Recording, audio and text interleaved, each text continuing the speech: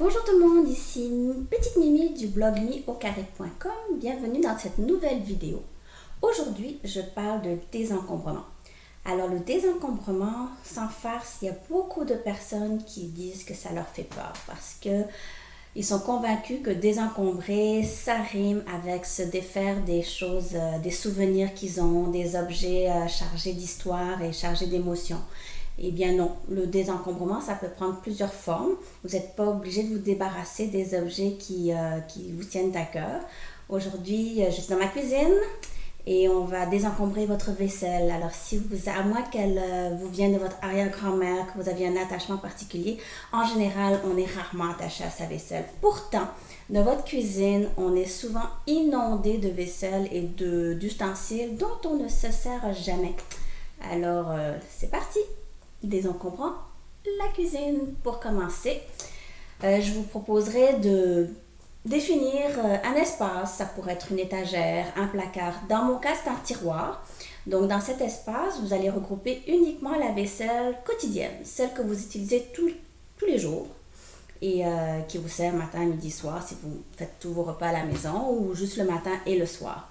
Nous, dans notre cas, on est une famille de 2 adultes et notre vaisselle, on l'a fait avec un lave-vaisselle qui tourne une fois par semaine, une fois qu'il est plein. Ben oui, on ne fait pas tourner le lave-vaisselle à vide. Donc, dans un espace, c'est-à-dire un tiroir que je vais vous montrer plus tard, j'ai rassemblé uniquement la vaisselle qui était nécessaire durant la semaine. Puis chaque samedi, on part le lave-vaisselle, puis normalement, il devrait avoir dans le lave-vaisselle l'intégralité de ce qu'il y avait dans mon espace de rangement.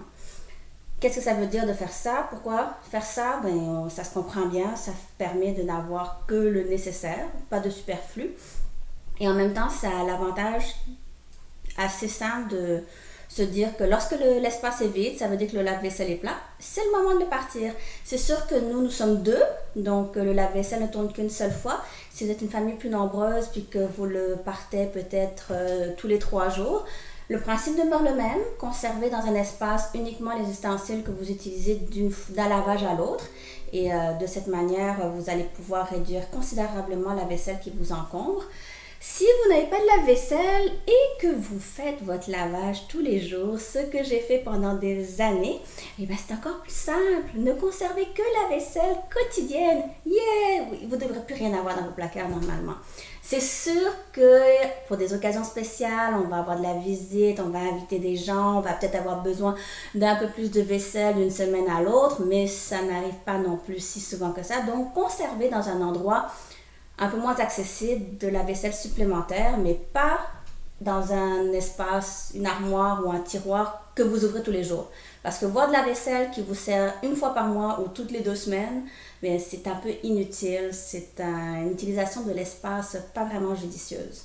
Donc voilà, c'était mon petit truc pour désencombrer votre cuisine. Ne conservez que la vaisselle que vous utilisez quotidiennement.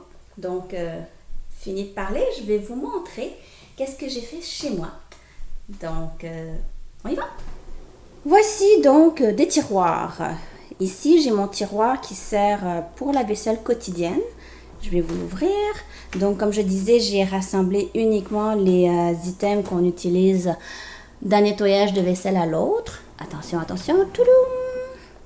Donc, on y voit des assiettes, pas tant que ça, des bols, quelques ramequins pour les collations, des tasses, des verres, des petites assiettes. On est très tisane, donc on a quand même beaucoup de tasses. On n'a pas beaucoup d'assiettes parce que on a tendance à manger beaucoup dans des bols.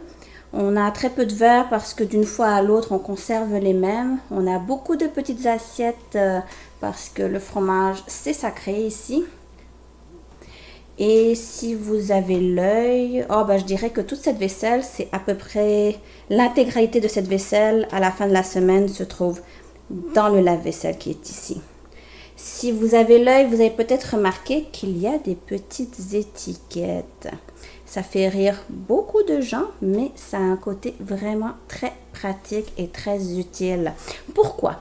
Parce que si dans ce tiroir se trouve toute la vaisselle que j'utilise durant la semaine, quand le lave-vaisselle est fini, normalement le tiroir est vide. Et il arrive souvent que ce n'est pas forcément moi qui vide le lave-vaisselle, c'est souvent ma moitié. Donc, plutôt que de freiner un élan de motivation quand arrive le moment de vider le lave-vaisselle, puis qu'il se retrouve un peu comme une poule devant un tiroir vide, ne sachant pas où mettre les items, j'ai pris la décision de catégoriser tous les espaces, si bien que c'est no-brainer, on sait exactement où est-ce qu'on range les choses. Pratique, non? Le tiroir suivant, ce sont les couverts. Je vais vous le montrer tout de suite. Donc là, on a des petites cuillères pour servir les plats. On a un manche pour des casseroles très populaires qui s'empilent. On a les couverts qu'on utilise pour toute la semaine. On a beaucoup plus de cuillères que de tous les autres ustensiles. Vous remarquerez que j'ai des mini fourchettes ici à dessert que j'utilise très peu. Mais comme c'est un lot complet, je les ai laissés ensemble. On a des couverts à salade, une râpe à fromage, des petites planches, un bras mélangeur avec son truc, là, son mixeur, parce qu'on fait beaucoup de smoothies, beaucoup de soupe, beaucoup de lait aux noix. Le seul objet qui n'a pas sa place, parce que je ne l'utilise pas quotidiennement ni toutes les semaines, c'est le presse-purée. La seule et unique raison pour laquelle il se trouve dans le tiroir ci-dessous, c'est qu'il ne rentre pas dans le tiroir où j'ai rangé les ustensiles qui servent moins souvent.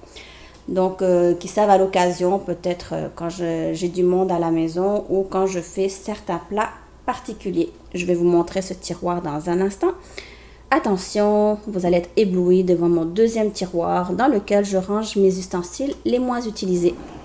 Le voici. Donc, sur la droite, ici, on a les ustensiles que j'utilise pour la pâtisserie. Ici, on a un fouet, on a un ouvre-boîte, un ouvre-bouteille. Ça, en général, ces deux items, l'ouvre-bouteille, puis la cuillère à crème glacée, puis la pelle à tarte, servent quand on a de la visite. On mange beaucoup de pommes, donc on fait beaucoup de recettes à la pomme. C'est la raison de cet objet-ci. On fait beaucoup de jus aussi, des ustensiles pour barbecue, parce que monsieur adore le barbecue. Ça, c'est mon thermomètre à bonbons que j'utilise pour mon yogourt. Puis, c'est pas mal ça.